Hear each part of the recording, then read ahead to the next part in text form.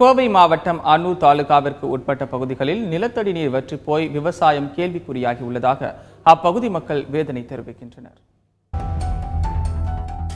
நீரின்றி அமையாத உலகு என்பது வள்ளுவரின் வாக்கு.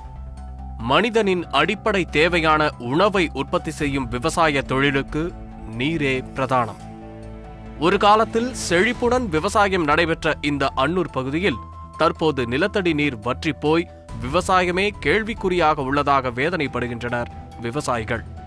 அன்னூர் சுற்றுவட்டாரத்தில் நிலத்தடி நீர் மிக ஆழமாக சென்றுள்ளது. 1500 அடி வரை போர் போட்டுள்ளோம்.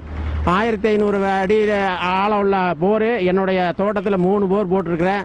அதில் ஒரு போரில் தண்ணி இல்லை. 2 போரில் தண்ணி வந்து ஒரு அரை மணி நேரம் 1 மணி நேரம் தான் வருது. அதுக்கப்புறம் ஒரு 10 மணி நேரம் கேப் விட்டா தான் மறுபடியும் 1 மணி நேரம் வருது. மழை பொழிவு குறைவு என்றாலும் அவ்வப்போது பெய்யும் மழை நீரும் நீர்நிலைகளுக்கு சென்று சேர முடியாத அளவிற்கு ஆக்கிரமிப்புகள் செய்யப்படுவதால் பணம் கொடுத்து குடிநீரை வாங்கும் நிலை ஏற்பட்டுள்ளதாக அவர்களது வேதனை நீள்கிறது. குளத்தில் இருக்கிற தண்ணீர் வரக்கூடிய பகுதியில் வந்து ஆக்கிரமிப்பில் அகற்றினால்தான் குளத்தை வந்து நம்ம குளத்தில் வந்து தண்ணி வந்து நிரம்பும்.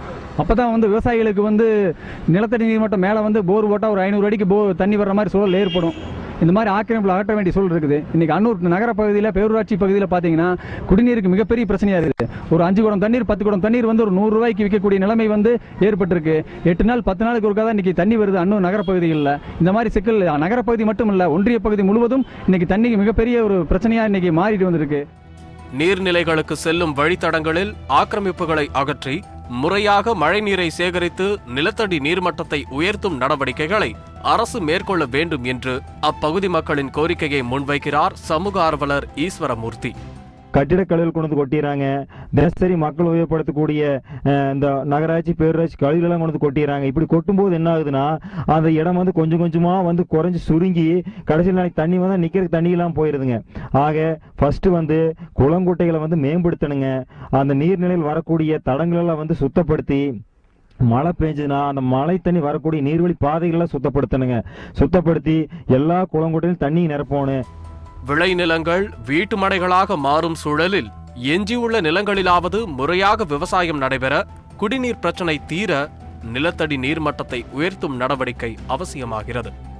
இதற்கான முயற்சிகளில் அரசுடன் மக்களின் பங்களிப்பும் இன்றியமையாதது.